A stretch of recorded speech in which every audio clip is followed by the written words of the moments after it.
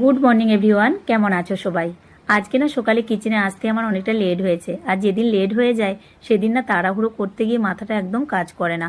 আসলে অন্যান্য দিন যেন ভেবে রাখি যে বাবুকে সকালে টিফিনে কি দেবো, প্রস্তুতি করে রাখি অনেকটা। আজকে সেরকম কিছু প্রস্তুতিও ছিল না আর ভাবাও ছিল না, তাই ভাবতেই পারছিলাম না যে বাবুকে টিফিনে কি দেবো। আজকে এমনিতেই বৃহস্পতিবার, তার উপর আবার অমাবস্যা। তো হঠাৎ করে মাথায় আসলো বাবুকে একটু আপ্পা বানিয়ে দিই। অনেকটা গাজর আর ক্যাপসিকাম গ্রেট করে টক দইয়ের সাথে একটু সুজি ভিজিয়ে রেখেছিলাম, সেটাই আপ্পার শেপে বানিয়ে দিচ্ছি। ওটা টিফিনে নিয়ে যাবে। আর ও বেগুন ভাজা দিয়ে ভাত খেতে খুবই ভালোবাসে, তাই দুটো বেগুন ভাজা করে দিচ্ছি। এটা দিয়ে ভাত খাইয়ে ওকে পাঠিয়ে দেবো। বাবুর বেগুন ভাজা থাকলে আর সেরকম কিছু লাগে না। তো বাবু টিউশন থেকে এসে খাওয়া দাওয়া করবে। তো বাবুকে খাইয়ে এখন আমি স্কুলে পাঠিয়ে দিয়েছি টিফিন দিয়ে। এখন বানাবো সজনে ডাঁটা আলু বেগুন দিয়ে একটা তরকারি, যেটা আমার মেয়ে খেতে খুবই ভালোবাসে। উচ্ছে, কাঁচকলা আর যদি বড়ি থাকতো তাহলে ভাবছিলাম যে একটু শুক্তো বানিয়ে নিতাম। তো এতে বেগুনটা না দিলেও হয় এখন যেটা বানাচ্ছি। তো তবুও বাড়িতে ছিল তাই দিয়ে দিচ্ছি। আমার ফ্রিজটা একটু গন্ডগোল করছে, যে কারণে ফ্রিজে আমি সবজি রাখতে পারছি না, বেগুনগুলো শুকিয়েও যাবে।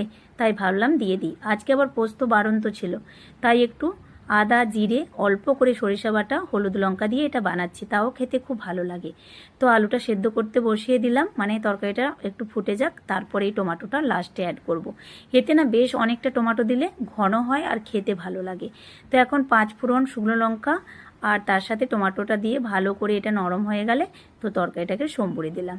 তো এটা আমার মেয়ের বরাবরই খেতে খুব পছন্দের, তো ওর জন্যই বিশেষ করে বানালাম। আমরাও সবাই খাবো। রাজবাবুর প্লেটটা রেডি করে নিয়েছি। রাজবাবু এখন খাওয়া দাওয়া করে দোকানে যাবে।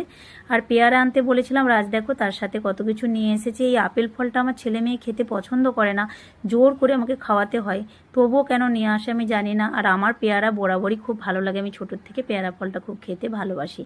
পাট শাকগুলো নিয়ে এসেছিলো একদিন আগে, বাছার সময় হচ্ছিল না, আজকে বসে বসে এখন বাছলাম। এটা যে দিয়েছে আমাকে ডক্টর, এটাতে আমি বসে বসে কাজ করি আর দাঁড়িয়ে দাঁড়িয়ে। সত্যি কথা বলতে না, এখন কিছু শরীর খারাপ হলে কিংবা সামান্য যদি আমার একটু হাতে কোথাও লেগে যায় কিংবা কিছু একটা শরীর খারাপ হয়, সবার আগে চিন্তা হয় যে আমার সংসারের কাজগুলো কে করবে। একটা বয়স ছিল তখন এত কিছু ভাবতাম না, কিন্তু এখন বয়সের সাথে কত মানসিক পরিবর্তন দেখো। আর এই যে সন্ধেবেলার পর রাত্রে খাবারে ওরা বললো ম্যাগি খাবো, আর আমিও 4টা ব্রেড সেকে নিচ্ছি। আজকে রাতের এটাই আমাদের খাওয়া দাওয়া। রাজবাবুর জন্য কয়েক পিস আমি এখন আপ্পা বানাবো। এর সাথে অনেক সবজি দিয়েছি আমি। তো তার সাথে আমি একটু ফ্রিজটাও পরিষ্কার করছিলাম, অনেক দিন করা হয় না। তো চলো আজকে আসি, টাটা।